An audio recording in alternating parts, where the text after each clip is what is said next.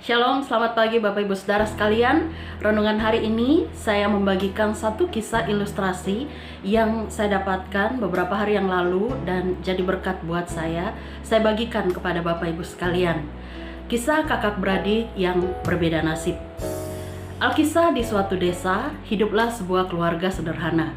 Gagal panen yang dialami oleh sang ayah pada suatu musim menyebabkan dia merasa kecewa, marah, dan frustrasi. Maka untuk menghilangkan kesedihan, stres, dan waktu yang terasa lama, sebagai pelarian tanpa disadari, dia mulai terbiasa minum minuman keras hingga mabuk. Keadaan alam yang tak kunjung membaik akhirnya membuat kondisi ayah semakin memburuk. Hingga pada suatu hari, dia ditemukan dalam keadaan tidak sadarkan diri karena terjatuh di saat mabuk dan akhirnya meninggal dalam keadaan yang mengenaskan.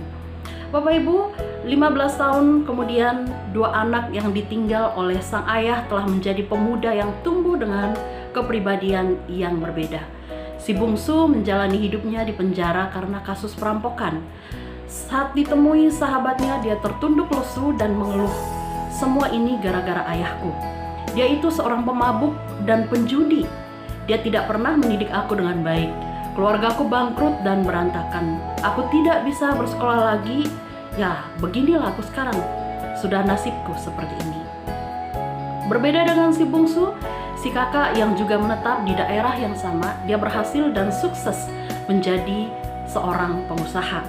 Ketika bertemu dalam suasana kangen dan gembira, si sahabat spontan bertanya, "Sobat, aku telah bertemu dengan adikmu di penjara.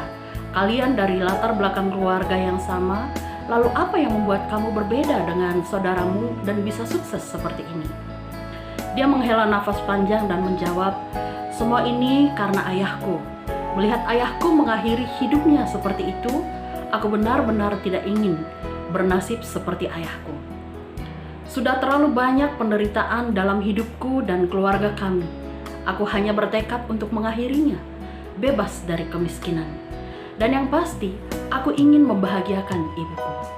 Makanya aku berusaha mati-matian, berjuang dan berusaha, hingga hasilnya seperti yang kamu lihat sekarang ini."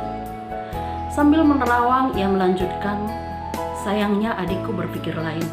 Aku sudah berusaha, bukan hanya sekali, tetapi berulang kali mengajak dia untuk mengikuti aku bekerja. Tetapi karena kemalasannya dan pengaruh pergaulannya yang buruk, dia memilih jalan pintas untuk mendapatkan kekayaan. Ya, sangat disayangkan, dia harus berakhir di penjara seperti sekarang ini." Bapak Ibu Saudara, hidup adalah pilihan. Menghadapi masa-masa sulit kehidupan, kita bisa memilih terus terpuruk atau bangkit dan berjuang. Lihatlah kisah kakak beradik yang memiliki latar belakang keluarga yang sama pada cerita di atas.